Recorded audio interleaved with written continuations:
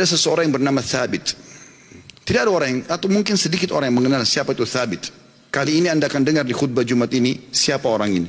Thabit rahimahullah seorang yang sederhana di kota Kufa di Irak dan tidak terlalu dikenal pada saat itu.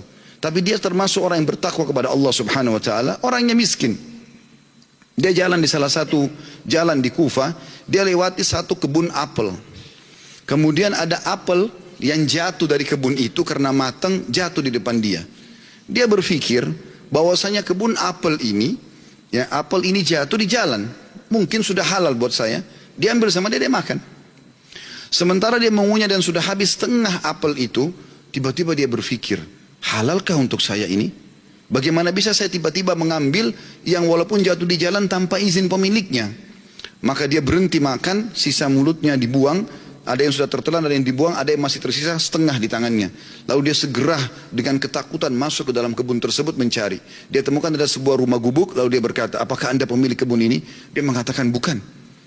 Pemilik kebun ini jaraknya 1 hari dari sini. Kata orang penjaga kebunnya, kenapa? Dia bilang, saya tadi mendapatkan apel jatuh di sini, kemudian saya makan setengahnya. Saya pikir karena jatuh di jalan, mungkin halal buat saya. Tapi tiba-tiba saya ketakutan sekali. Takut Allah hisab dengan apel ini. Tolong Anda halalkan. Kata pemilik kebunnya, atau penjaga kebun pun, karena dia bertakwa sama Allah, dia nggak langsung main halalin. Dia mengatakan, sungguh tidak ada di tangan saya wenan itu. Pemilik kebun ada 1 hari dari sini. Kata Thabit rahimahullah, demi Allah saya akan datang ke sana. Jalan sehari semalam jalan kaki hanya untuk mencari kehalalan setengah apel yang sudah dia makan. Karena takutnya dihisab hari kiamat. Begitu dia datang ketemu sama pemilik kebun itu, kemudian pemilik kebun itu ditanya sama dia, Thabit bertanya, apakah Anda pemilik kebun yang ada di sini dan di situ? Dia mengatakan iya. Dia bilang, saya jauh-jauh datang sehari semalam perjalanan karena kemarin kejadiannya begini. Saya temukan ada apel jatuh satu dari pohon Anda di jalanan, lalu saya memakannya karena saya lapar. Kemudian saya tiba-tiba ketakutan pada saya sudah makan setengah. Setengahnya sudah ada sebagian saya makan, sebagian sudah saya buang, ini setengahnya tersisa. Walaupun sudah busuk saya tetap bawa. Tolong halalkan. Orang tersebut melihat halal gitu. Lalu kemudian dia mengatakan, pemilik kebunnya mengatakan, apakah kau jauh-jauh datang untuk itu? Dia bilang iya. Kata pemilik kebunnya, saya akan halalkan sama kamu tapi dengan satu syarat. Kata Thabit, apa syaratnya? Kau harus nikahi anak saya. Kata pemilik kebun itu, kau harus nikahi anak perempuan saya. Tapi kau perlu tahu sebelum kau nikahi, anak saya itu tuli, nggak bisa mendengar, bisu nggak bisa ngomong, buta nggak bisa melihat, dan lumpuh nggak bisa bergerak. Kata Thabit rahimahullah, dalam kisah ini saya pun berpikir pada saat itu, kalau memang untuk menghalalkan setengah apel yang saya makan dan saya lepas hisab hari kiamat dengan cara menikahi wanita yang buta, tuli, ya, bisu, juga lumpuh ini, maka saya akan melakukannya. Maka kata Thabit rahimahullah, orang itu tidak tunggu waktu, dia langsung panggil 2 orang saksi, dia minta, ya, dia mengatakan saya nikahkan kau sama anak perempuan saya Fulana binti Fulana, lalu menikahlah dia.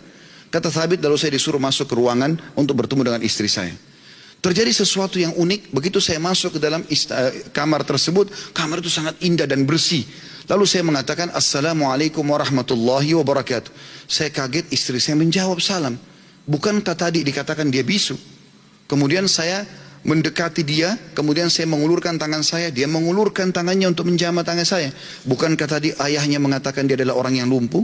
Kemudian pada saat saya salam, dia menjawab, berarti dia mendengarnya, berarti dia bukan tuli. Lalu saya mengatakan, tadi waktu saya ditawarkan nikah sama ayahmu, dikatakan kau itu buta, kau itu tuli, kau itu bisu, kau itu lumpuh. Tapi kau bisa jawab dan dengar salam saya, kau jamah tangan saya. Bagaimana penjelasannya? Kata perempuan tersebut, benar perkataan ayah saya.